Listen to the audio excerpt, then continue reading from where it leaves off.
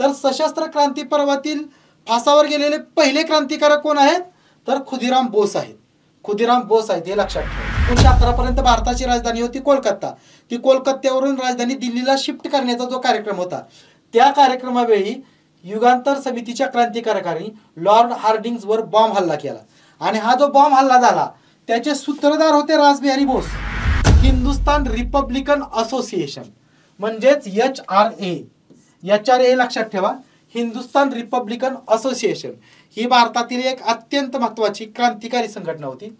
या क्रांतिकारी संघटनेची स्थापना झाली 1924 ला. अशफाकुल्ला खान यांना काकोरी कटात सहभागी झाल्यामुळे काय झालं, इंग्रजांनी फासावर लटकवलं. तर फासावर जाणारे अशफाकुल्ला हे पहिले मुस्लिम क्रांतिकारक आहेत, हे लक्षात ठेवा.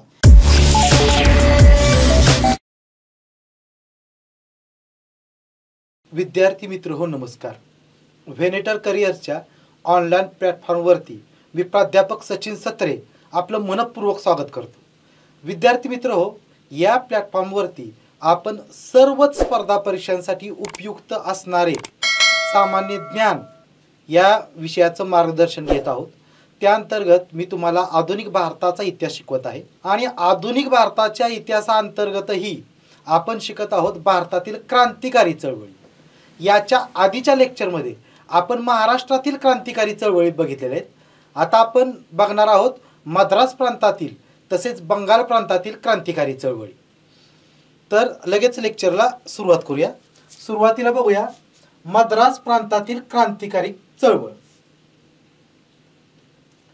बघा, मद्रास प्रांतात जे काही क्रांतिकार्य झालं त्या क्रांतिकार्याला प्रेरणा देणारं एक व्यक्तिमत्व होतं, ते म्हणजे बिपिनचंद्र पाल.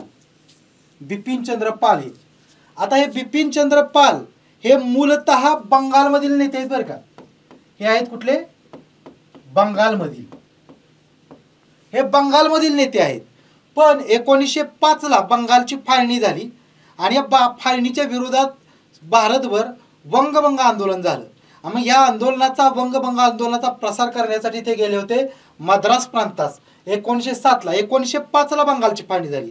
त्यानंतर 2 वर्षांनी हे मद्रास प्रांतात गेले होते. हे बंगालच्या फाळणी विरोधी आंदोलन होतं, त्या आंदोलनाचा प्रसार करण्यासाठी.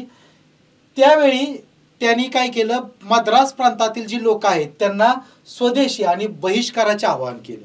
स्वदेशी म्हणजे फक्त भारतात बनलेल्याच वस्तू वापरायच्या आणि बहिष्कार म्हणजे परदेशातून येणाऱ्या मालावर वस्तूंवर बहिष्कार टाकायचा किंवा त्या वस्तू वापरायच्याच नाहीत, असं आवाहन त्यांनी 1907 मध्ये केलं बिपिनचंद्र पाल यांनी. त्याचबरोबर बिपिनचंद्र पाल यांनी काय केलं 1907 मध्ये, तर अरविंद घोष हे बंगालमध्येच, बघा अरविंद घोष जे आहेत ते बंगालमध्येच एक महत्त्वाचे नेते होते.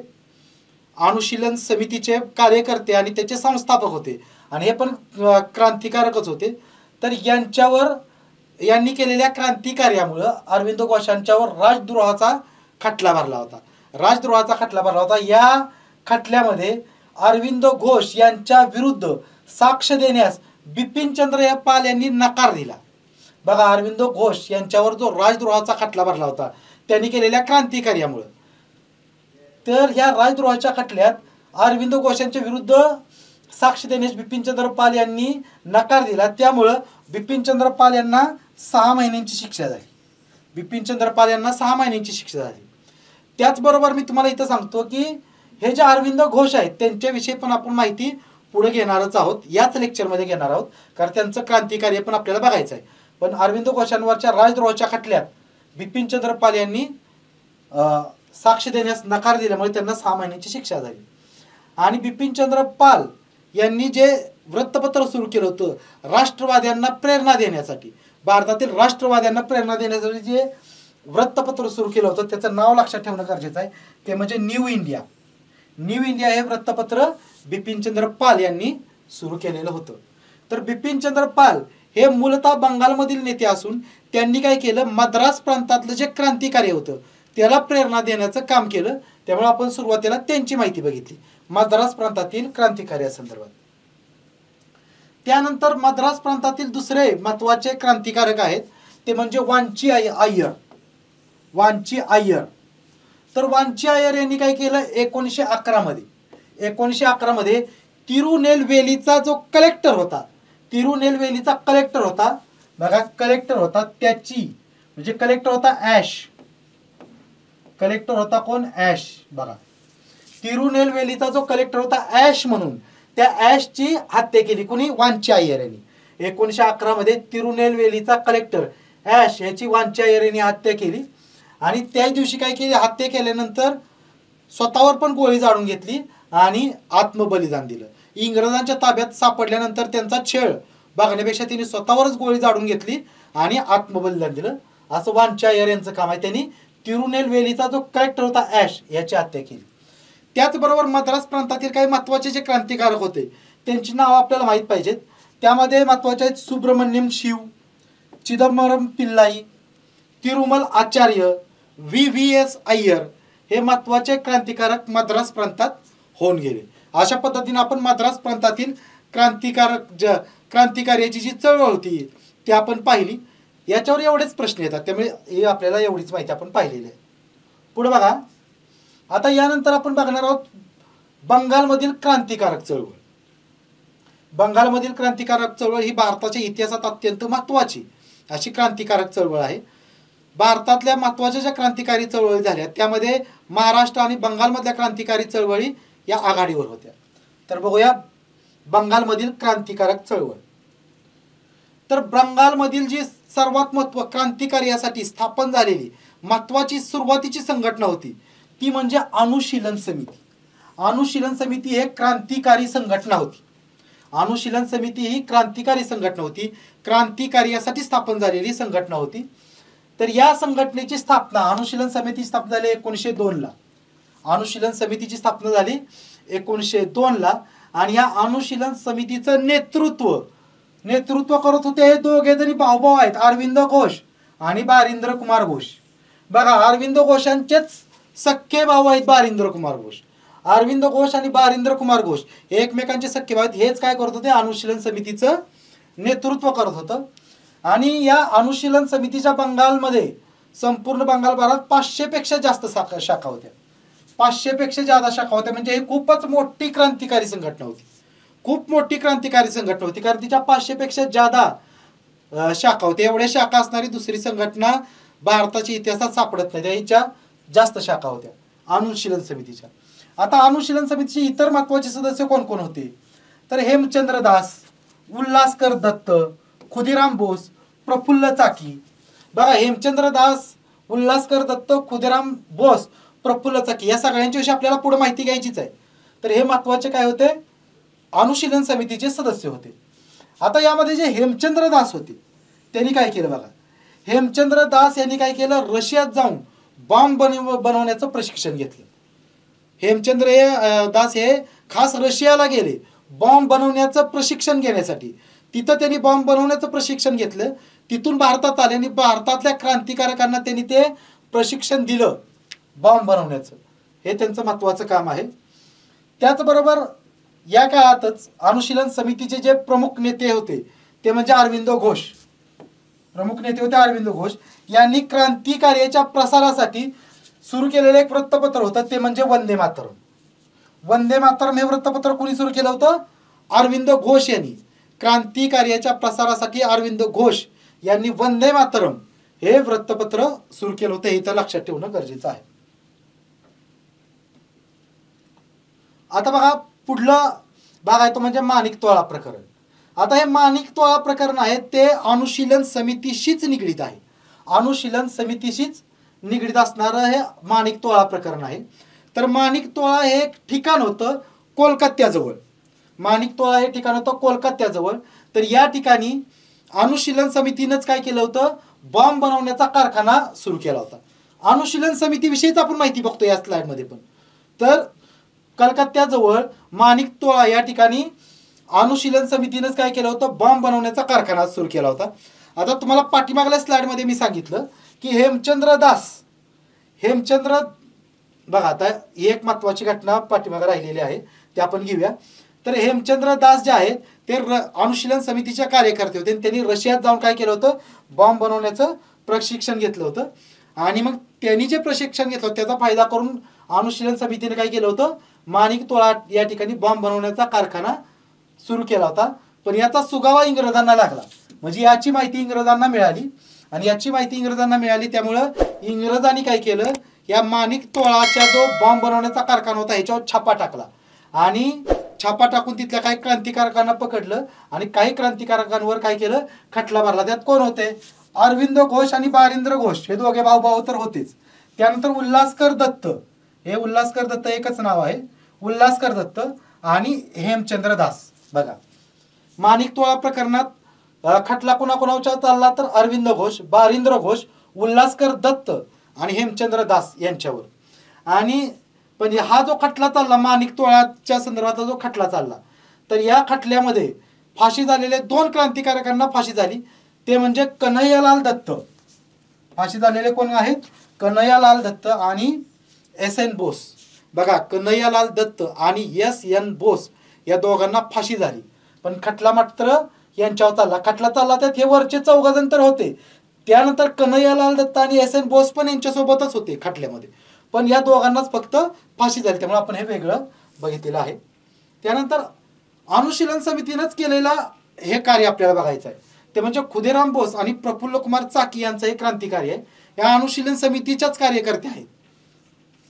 तर बघा 30 एप्रिल 1908 ला काय, तर कोलकात्याचा जो मॅजिस्ट्रेट होता किंग्सफोर्ड, कोलकात्याचा मॅजिस्ट्रेट होता किंग्सफोर्ड, याच्यावर हल्ला कोणी केला, अनुशीलन समितीच्या कार्यकर्त्यांनी. लक्षात ठेवा, अनुशीलन समितीच्या कार्यकर्त्यांनी 30 एप्रिल 1908 ला कोलकात्याचा मॅजिस्ट्रेट किंग्सफोर्डवर हल्ला केला. आणि हल्ला करणारे क्रांतिकारक कोण होते, तर एक होते खुदिराम बोस आणि दुसरे होते प्रफुल्ल कुमार चाकी. खुदिराम बोस आणि प्रफुल्ल कुमार चाकी या अनुशीलन समितीच्या कार्यकर्त्यांनी काय केलं, किंग्सफोर्डवर हल्ला केला. पण याच्यात काय झालं, किंग्सफोर्ड मात्र बचावला, किंग्सफोर्ड मात्र वाचला आणि त्याच्यासोबत असणाऱ्या 2 इंग्रज स्त्रिया मारल्या गेल्या. किंग्सफोर्डवर हल्ला त्यांनी केला खुदिराम बोस आणि प्रफुल्ल कुमार चाकी यांनी, पण किंग्सफोर्ड वाचला आणि त्याच्यावर असणाऱ्या 2 इंग्रज स्त्रिया मात्र मारल्या गेल्या. आणि यामध्ये काय झालं, तर यामध्ये जे 2 क्रांतिकारक होते प्रफुल्ल कुमार चाकी आणि खुदिराम बोस, त्यापैकी प्रफुल्ल कुमार चाकी यांनी काय केलं, स्वतःवर गोळी झाडून घेतली. प्रफुल्ल कुमार चाकी यांनी काय केलं, स्वतःवर गोळी झाडून घेतली. आणि खुदिराम बोस मात्र काय झाले, त्यावेळेस इंग्रजांच्या ताब्यात सापडले. खुदिराम बोस इंग्रजांना सापडले, त्यामुळे त्यांना नंतर फाशीची शिक्षा सुनावण्यात आली. खुदिराम बोस यांना फाशीची शिक्षा सुनावण्यात आली. तर हे दोघं बघा जास्त वयाचे नव्हते, प्रफुल्ल कुमार चाकी आणि खुदिराम बोस हे क्रांतिकार्य करताना 16 ते 18 या वयोगटातील तरुण मुलं होती. यांनी हे भारताला स्वातंत्र्य मिळवून केलेलं क्रांतिकार्य आहे. त्यात खुदिराम बोस हे फाशी गेले या किंग्सफोर्डवरच्या हल्ल्यावेळी. तर या खुदिराम बोस यांच्याविषयी अजून एक माहिती लक्षात ठेवणं गरजेचं आहे, ते म्हणजे फासावर जाणारे सशस्त्र क्रांती पर्वातील पहिले क्रांतिकारक आहेत ते. बघा सशस्त्र क्रांती सुरू झाली 1900 नंतर, 1902 नंतर अनुशीलन समितीची स्थापना झाली 1902 ला. त्यानंतर सशस्त्र कार्याला सुरुवात झाली. तर सशस्त्र क्रांती पर्वातील फासावर गेलेले पहिले क्रांतिकारक कोण आहेत, तर खुदिराम बोस आहेत. खुदिराम बोस आहेत, हे लक्षात ठेवा. तर हे अनुशीलन समितीनंच केलेलं काम होतं. त्यानंतर माणिक तोळा प्रकरण हे पण अनुशीलन समितीशीच निगडीत आहे, त्याचेच सगळे हे कार्यकर्ते आहेत. त्यानंतर युगांतर समिती, युगांतर समिती ही एक दुसरी संघटना होती. याच्यामध्ये पण काही अनुशीलन समितीचे कार्यकर्ते होते, पण युगांतर समिती वेगळी आणि अनुशीलन समिती वेगळी. याच्यामध्ये पण काही अनुशीलन समितीचे कार्यकर्ते होते. तर बघा युगांतर समिती जी होती त्याचे संस्थापक कोण होते, बारिंद्र कुमार घोष एक हे संस्थापक होते आणि दुसरे होते भूपेंद्रनाथ दत्त. बघा युगांतर समितीचे संस्थापक कोण होते, बारिंद्र कुमार घोष. बारिंद्र कुमार जे घोष आहेत ते पाठीमागच मी सांगितलं की अरविंद घोष यांचे भाऊ आहेत. बारिंद्र कुमार घोष हे कोण आहेत, अरविंद घोष यांचे बंधू आहेत. आणि त्यांच्याबरोबरच युगांतर समिती या क्रांतिकारी संघटनेची स्थापना करणारे भूपेंद्रनाथ दत्त, भूपेंद्रनाथ दत्त हे कोण होते, स्वामी विवेकानंदांचे बंधू होते. बघा भूपेंद्रनाथ दत्त हे कोण होते, स्वामी विवेकानंदांचे बंधू होते. या दोघांनी मिळून युगांतर समितीची स्थापना केली. ती कधी केली, 1906 ला. हे साल लक्षात ठेवा. त्यानंतर 1906 लाच युगांतर समितीतर्फेच युगांतर नावाचं वृत्तपत्र सुरू करण्यात आलं. 1906 लाच युगांतर समितीतर्फे युगांतर वृत्तपत्र सुरू करण्यात आलं आणि या वृत्तपत्रातून क्रांतिकार्याचा प्रचार केला जायचा. युगांतर या वृत्तपत्रातून क्रांतिकार्याचा प्रचार केला जायचा. याचं साल लक्षात ठेवा 1906. 1906. त्यानंतर आता आपण इथून पुढे काय बघणार आहोत की युगांतर समितीच्या क्रांतिकारकांनी केलेली क्रांतिकार्य. पाठीमागे जसे अनुशीलन समितीच्या क्रांतिकारकांनी कोणकोणती कार्य केली ती बघितली, तशी आता आपण बघणार आहोत युगांतर समितीच्या क्रांतिकारकांनी कोणकोणती कार्य केली. तर पहिलं काम केलं ते म्हणजे व्हाईसरॉय लॉर्ड हार्डिंग्ज वरील बॉम्ब हल्ला. बघा, लॉर्ड हार्डिंग्ज वरील बॉम्ब हल्ला. तर हा लॉर्ड हार्डिंग्ज होता तो 1910-11 दरम्यान कोण होता? भारताचा व्हाईसरॉय होता. आणि याच्या कालावधीत याच्या आधीच काय झालेलं होतं, बंगालची फाळणी झाली होती 4-5 वर्ष आधी. 1905 बंगालची फाळणी झाली होती आणि त्याविरुद्ध मोठ्या प्रमाणात आंदोलन झालं होतं, वंगबंद आंदोलन. आणि या लॉर्ड हार्डिंग्जच्या काळातच काय झालं, बंगालची फाळणी रद्द झाली. आणि बंगालची फाळणी रद्द होऊन 1911 बंगालची फाळणी रद्द करण्याची घोषणा दिल्लीमध्ये होणार होती. त्या दिवशीच काय झालं होतं, तर भारताची राजधानी कलकत्ता होती. तोपर्यंत 1911 पर्यंत भारताची राजधानी कोलकाता होती. ती राजधानी 1911 कलकत्त्यावरून दिल्लीला शिफ्ट होणार होती. आणि शिफ्ट होण्याचा जो कार्यक्रम होता त्या कार्यक्रमामध्येच लॉर्ड हार्डिंग्जवर युगांतर समितीच्या क्रांतिकारकांनी बॉम्ब हल्ला केला. 1911 बघा, इथं साल लिहितो म्हणजे तुमच्या लक्षात येईल. 1911 भारताची जी राजधानी होती कोलकाता, तोपर्यंत 1911 पर्यंत भारताची राजधानी होती कोलकाता. ती कोलकात्यावरून राजधानी दिल्लीला शिफ्ट करण्याचा जो कार्यक्रम होता त्या कार्यक्रमावेळी युगांतर समितीच्या क्रांतिकारकांनी लॉर्ड हार्डिंग्जवर बॉम्ब हल्ला केला. आणि हा जो बॉम्ब हल्ला झाला त्याचे सूत्रधार होते रासबिहारी बोस. त्याचे सूत्रधार कोण होते? रासबिहारी बोस. म्हणजे हा हल्ला कसा करायचा याचं नियोजन करणारे, त्याचं प्रॉपर प्लॅनिंग करणारे होते कोण? रासबिहारी बोस. पण प्रत्यक्षात बॉम्ब हल्ला कोणी केला? तर बसंतकुमार विश्वास यांनी. प्रत्यक्षात लॉर्ड हार्डिंग्जवर बॉम्ब हल्ला कोणी केला? बसंतकुमार विश्वास यांनी हा लॉर्ड हार्डिंग्जवर हल्ला केलेला आहे. आणि याचा परिणाम काय झाला बघा. हा जो बॉम्ब हल्ला झाला, कारण त्यावेळेस राजधानी कलकत्त्यावरून राजधानी दिल्लीला शिफ्ट करण्याचा कार्यक्रम होता. त्या कार्यक्रमाला खूप मोठ्या प्रमाणावर लोक जमा झाले होते. त्यामुळे हा जो हार्डिंग्जवर केलेला हल्ला होता तो फसला. आणि त्याच्यामधून काय झालं, हार्डिंग्ज बचावला, लॉर्ड हार्डिंग्ज बचावला. आणि बसंतकुमार विश्वास मात्र इंग्रजांच्या ताब्यात सापडले. बसंतकुमार विश्वास मात्र इंग्रजांच्या ताब्यात सापडले आणि त्यांना पुढे काय झाली? फाशीची शिक्षा झाली. बसंतकुमार विश्वास यांना फाशीची शिक्षा झाली. आणि या खटल्याचे याचे जे सूत्रधार होते रासबिहारी बोस, हे मात्र तिथनं पळून जाण्यात यशस्वी झाले. आणि या हल्ल्यानंतर ते पळून जाऊन कुठे गेले? जपानला गेले. त्याची माहिती आपण पुढे बघणार आहोत. तर या संदर्भात लॉर्ड हार्डिंग्जवर जो हल्ला झाला होता, बॉम्ब हल्ला, त्या संदर्भातला जो खटला चालला त्या खटल्याला म्हटलं जातं दिल्ली लाहोर कट खटला. दिल्ली लाहोर कट खटला म्हणून हा खटला ओळखला जातो.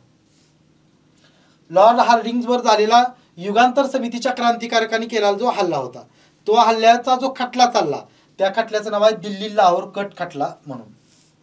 तर बघा, आता रासबिहारी बोस हेच काय होते? लॉर्ड हार्डिंग्जवर झालेल्या हल्ल्याचे सूत्रधार होते. पण तो हल्ला फसला. त्यानंतर तो हल्ला किंवा हार्डिंग्जला मारण्याचा कट फसल्यानंतर रासबिहारी बोस कुठे गेले? जपानला निघून गेले. कारण त्यांचं नाव पुढे आले त्यामुळे ते जपानला निघून गेले. आणि जपानमध्ये जाऊन त्यांनी भारताला स्वातंत्र्य मिळवण्यासाठी तिथं एक क्रांतिकारी संघटना स्थापन केली, ती म्हणजे इंडियन इंडिपेंडन्स लीग. बघा, रासबिहारी बोस यांनी जपानमध्ये स्थापन केलेली संस्था कोणती आहे? Indian independence league. Indian independence league ही संस्था जपानमध्ये कोणी स्थापन केली? रासबिहारी बोस यांनी. आणि युगांतर समितीचे कार्यकर्ते होते. त्याचबरोबर मी आत्ताच तुम्हाला सांगतो, युगांतर समिती बरोबरच हे गदर पार्टीशी निगडीत होते. गदर पार्टीची विषयी आपण माहिती पुढे बघणार आहोत. गदर पार्टीशी सुद्धा निगडीत होते रासबिहारी बोस. तर ते जपानला निघून गेले. पुढे बघा. आता पुढे आपण माहिती गदर पार्टीचीच बघतोय. आता मी गदर पार्टी सांगितली. रासबिहारी बोस ह्या गदर पार्टी किंवा गदर पक्षाशी संबंधित होते. तर बघा, गदर या शब्दाचा अर्थ आपल्याला माहित असणं गरजेचं आहे. गदर म्हणजेच काय? तर विद्रोह, म्हणजेच काय? बंड. गदर म्हणजेच विद्रोह म्हणजेच बंड म्हणजे उठाव असा गदरचा अर्थ आहे. तर गदर पक्ष बघा, या गदर पक्ष जो आहे तो त्याची स्थापना झाली कधी? 25 जून 1913ला. गदर पक्षाची स्थापना झाली आहे कशासाठी? 25 जून 1913ला. हे क्रांतिकार्य करण्यासाठीच, भारताला क्रांतिकार्य करून भारताला स्वातंत्र्य मिळवून देण्यासाठीच गदर पक्षाची स्थापना झाली. ती झाली 1913ला. आणि याचे संस्थापक बघा 1913ला स्थापना झाली, पण कुठं स्थापना झाली? अमेरिकेत. हे लक्षात ठेवणं गरजेचं आहे. गदर पक्षाची स्थापना कुठे झाली? अमेरिकेत झाली 1913ला. हे लक्षात ठेवा. भारताला स्वातंत्र्य मिळवून देण्यासाठी गदर पार्टी किंवा गदर पक्ष या क्रांतिकारी संघटनेची स्थापना कुठे झाली? अमेरिकेत झाली. ती झाली 25 जून 1913ला. आणि याचे संस्थापक कोण होते? तर अमेरिका व कॅनडामधील भारतीय. अमेरिका आणि कॅनडामध्ये जे भारतीय लोक गेलेले होते ते भारतीय लोक हे काय होते? गदर पार्टी किंवा या पक्षाचे संस्थापक होते.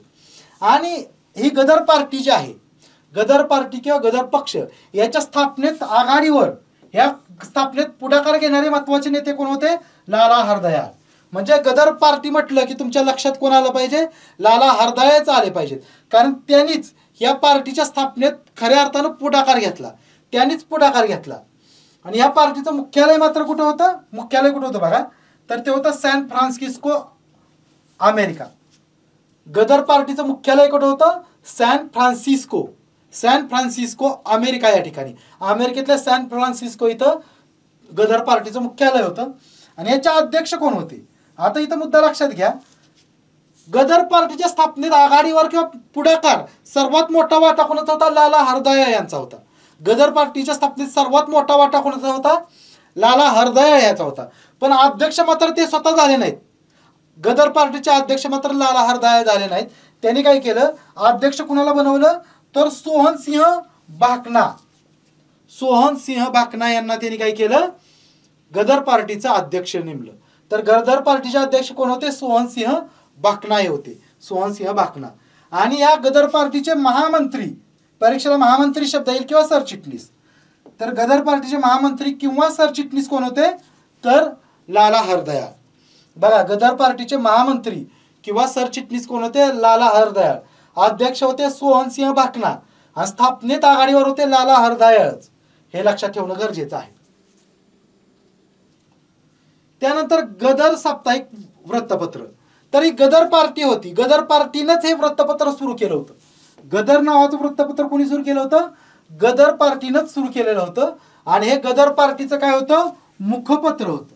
गदर पार्टीचं मुखपत्र. मुखपत्र म्हणजे गदर पार्टीचे जे विचार आहेत ते जनमानसात, सामान्य माणसांमध्ये, सामान्य लोकांमध्ये पसरवण्याचं काम करणारं हे वृत्तपत्र होतं. आणि या वृत्तपत्राची सुरुवात 1913लाच झाली.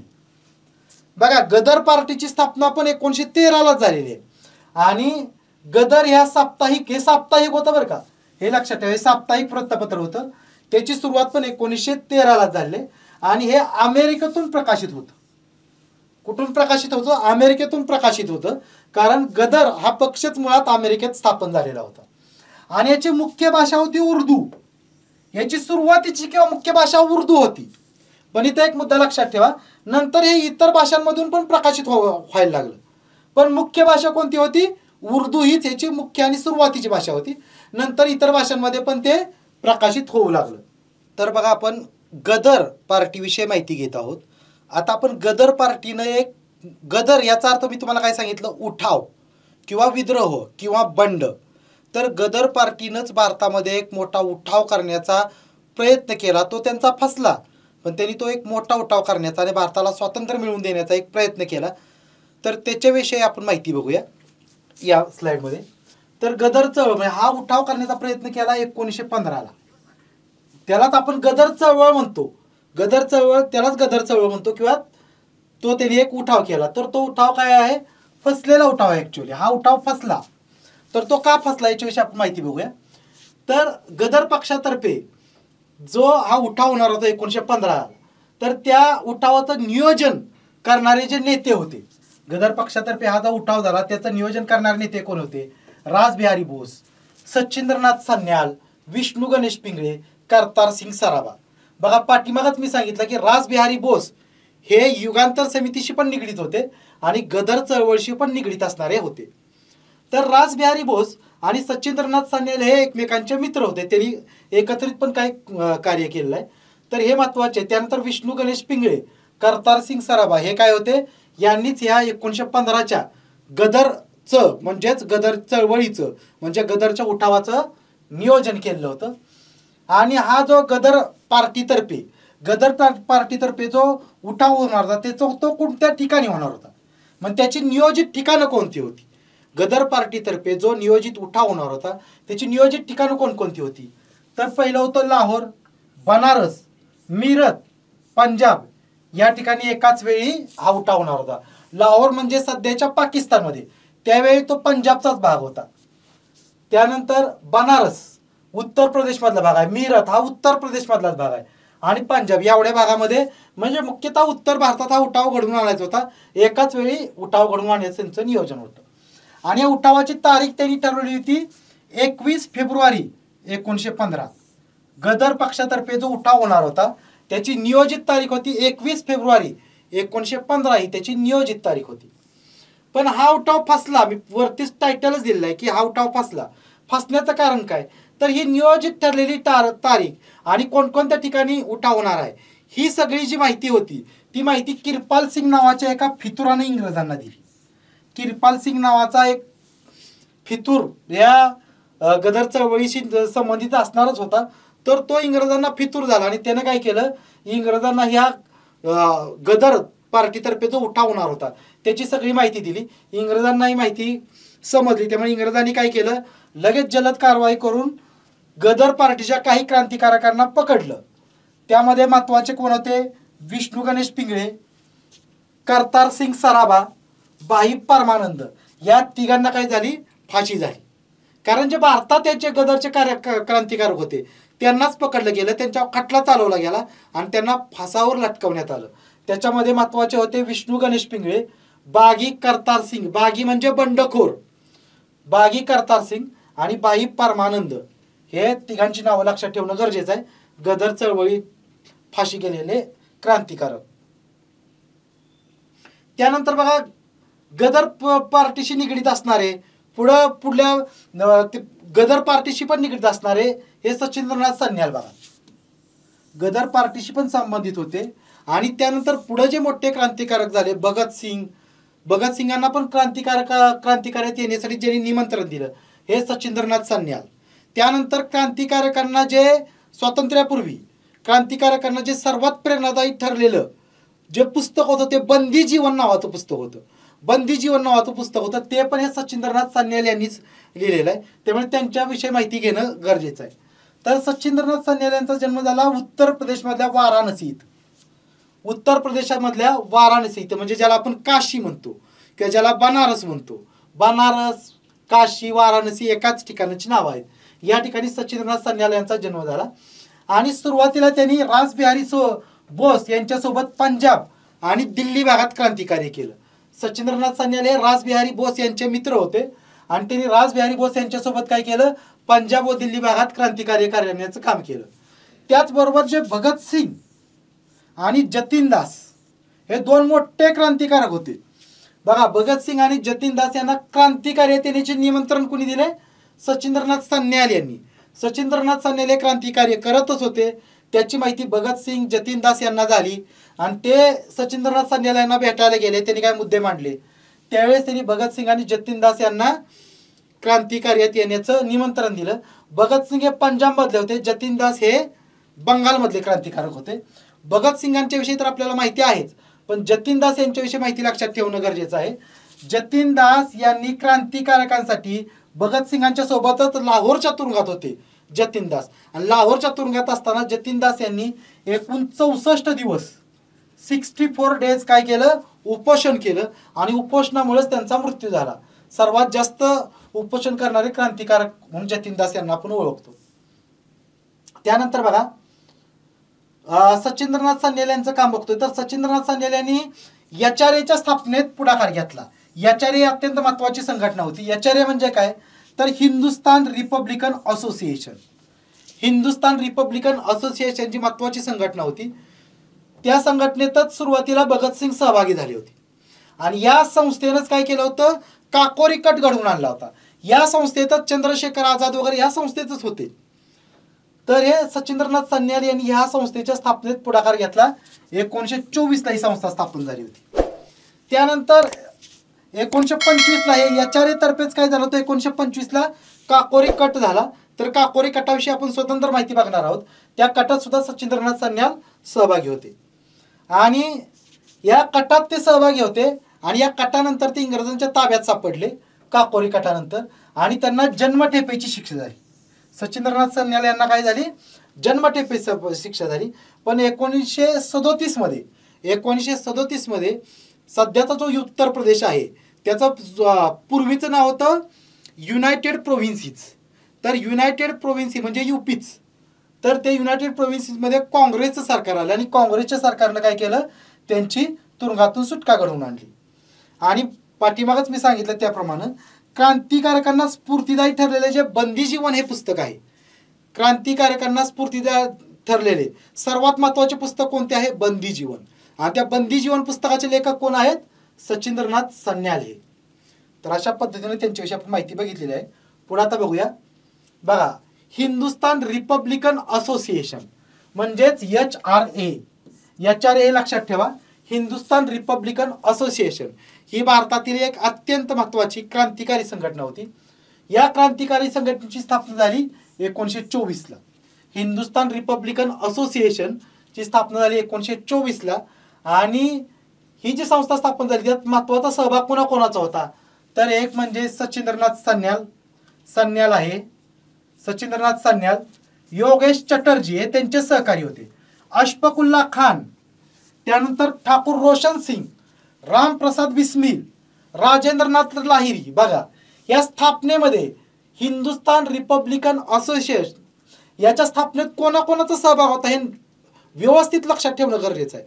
कारण याच्यामध्ये चंद्रशेखर आझाद यांचा सहभाग होता का, नाही. याच्यामध्ये भगतसिंग यांचा सहभाग होता का, नाही. हे नंतर या संघटनेत सहभागी झाले. चंद्रशेखर आझाद, भगतसिंग हे नंतर या संघटनेत सहभागी झाले. तर यांच्यामध्ये एवढ्याच लोकांचा सुरुवातीला सहभाग होता. ही संघटना पुढं कशी वाढत गेली ते आपण बघणार आहोत. तर ही जी संस्था होती, संघटना होती हिंदुस्तान रिपब्लिकन असोसिएशन, त्याचे राष्ट्रीय संघटक होते सचिंद्रनाथ सन्याल. आणि नंतर ही जी संघटना आहे त्याचा जो शस्त्र विभाग होता त्याचे प्रमुख कोण होते, रामप्रसाद बिस्मिल. बघा, रामप्रसाद बिस्मिल हे कोण होते, हिंदुस्तान रिपब्लिकन असोसिएशनच्या शस्त्र विभागाचे प्रमुख होते. आणि ही जी हिंदुस्तान रिपब्लिकन असोसिएशन आहे तिचा एक जाहीरनामा होता, तिचा जाहीरनामा प्रसिद्ध झाला होता, तो रिव्होल्युशनरी या नावानं प्रसिद्ध झाला होता. बघा, हिंदुस्तान रिपब्लिकन असोसिएशन उर्फ HRAचा जो जाहीरनामा होता तो रिव्होल्युशनरी या नावानं प्रसिद्ध झाला होता. आणि त्याचं लेखन केलं होतं, या जाहीरनाम्याचं लेखन कोणी केलं होतं, सचिंद्रनाथ सन्याल यांनीच केलं होतं. तर बघा, आता आपण बघणार आहोत काकोरी कट. तर काकोरी कट जो आहे तो HRAच्याच कार्यकर्त्यांनी घडवला. HRA म्हणजे काय, Hindustan republican association. Hindustan republican असोसिएशनच काय केलं, काकोरी कट घडवून आणला. तर हा काकोरी कट झाला आहे 9 ऑगस्ट 1925 ला. काकोरी कट कधी झाला, 9 ऑगस्ट 1925 ला. आणि काकोरी कट हा झालेला आहे कोणत्या ठिकाणी, बघा, काकोरी हे ठिकाण आहे उत्तर प्रदेशमध्ये. काकोरी हे ठिकाण आहे सध्याच्या उत्तर प्रदेशमध्ये. तिथं 9 ऑगस्ट 1925 ला हा काकोरी कट घडला. आणि तो घडवला कोणी, हिंदुस्तान रिपब्लिकन असोसिएशनच्या क्रांतिकारकांनी. तर ह्या काकोरी कटात नेमकं काय झालं, तर काकोरी या ठिकाणी काय झालं होतं, रेल्वे नेला जाणारा सरकारी खजिना, सरकारला जो वेगवेगळा महसूल मिळायचा, सरकारला वेगवेगळे पैसे मिळायचे, तो सगळा पैसा त्या रेल्वेनं मोठ्या प्रमाणात नेला जाणार होता. आणि याची माहिती क्रांतिकारकांना मिळाली. त्यामुळं हिंदुस्तान रिपब्लिकन असोसिएशनच्या क्रांतिकारकांनी काय ठरवलं की हा रेल्वेनं जाणारा जो सरकारी खजिना आहे तो लुटायचं. आणि तो लुटण्याचा प्रयत्न कोणी केला, HRAच्या क्रांतिकारकांनी केला. मग ह्याच्यात कोण कोण होते बघा. तर हा जो काकोरी कट आहे, काकोरी कटात काय झालं, अनेक क्रांतिकारक इंग्रजांच्या ताब्यात सापडले, काही जण पळून जाण्यात पण यशस्वी झाले. तर या काकोरी कटात कोणकोणत्या क्रांतिकारकाला काय काय केलं आणि त्यांना कोणकोणती शिक्षा झाली याची आपण माहिती बघूया. तर काकोरी कटात सहभागी कोण होतं, HRAचे क्रांतिकारक होते. HRA म्हणजेच काय, हिंदुस्तान रिपब्लिकन असोसिएशनचे क्रांतिकारक. त्यात चंद्रशेखर आझाद तोपर्यंत या चर्येमध्ये सहभागी झाले होते. हे तिथून पळून जाण्यात यशस्वी झाले. काकोरी येथून पळून जाण्यात यशस्वी झाले. कोण? तर बघा चंद्रशेखर आझाद हे पळून जाण्यात किंवा पलायन करण्यात यशस्वी झाले. त्याचबरोबर जे योगेश चटर्जी होते, योगेश चटर्जी, मी तुम्हाला पाठीमागच सांगितलं की एचआरएच्या स्थापनेत योगेश चटर्जी यांचा मोठा सहभाग होता. ते सचिंद्रनाथ सान्याल यांचेच मित्र होते. तर योगेश चटर्जी आणि सचिंद्रनाथ सान्याल यांना काय झाली? जन्मठेप झाली. योगेश चटर्जी आणि सचिंद्रनाथ सान्याल यांना काय झाली? जन्मठेप झाली. पण हे जे 4 क्रांतिकारक होते त्यांना काय झाली? फाशीची शिक्षा झाली. काकोरी गटात कोणकोणत्या क्रांतिकारकांना फाशी झाली याच्यावर प्रश्न येतो. त्यामुळे क्रांतिकारकांची नावं लक्षात ठेवणं गरजेचं आहे. त्यामध्ये आहेत रामप्रसाद बिस्मिल. रामप्रसाद बिस्मिल यांना काय झाली? फाशीची शिक्षा झाली. त्याचबरोबर अशफाकुल्ला खान, अशफाकुल्ला खान यांना फाशी झाली. रोशन सिंग यांना पण फाशी झाली. आणि राजेंद्र लाहिरी होते यांना पण फाशी झाली. अशा 4घांना फाशी झाली. तर या 4घांना फाशी झाली. या 4घांपैकी हे जे अशफाकुल्ला खान होते, या 4 जणांना फाशी झाली. त्यापैकी अशफाकुल्ला खान होते. त्यांचं वैशिष्ट्य काय आहे? तर फासावर जाणारा पहिला मुस्लिम क्रांतिकारक अशी त्यांची ओळख आहे. अशफाकुल्ला खान यांना काकोरी कटात सहभागी झाल्यामुळे काय झालं? इंग्रजांनी फासावर लटकवलं. तर फासावर जाणारे अशफाकुल्ला हे पहिले मुस्लिम क्रांतिकारक आहेत, हे लक्षात ठेवा. फासावर जाणारे पहिले मुस्लिम क्रांतिकारक कोण? तर अशफाकुल्ला खान, हे लक्षात ठेवणं गरजेचं आहे.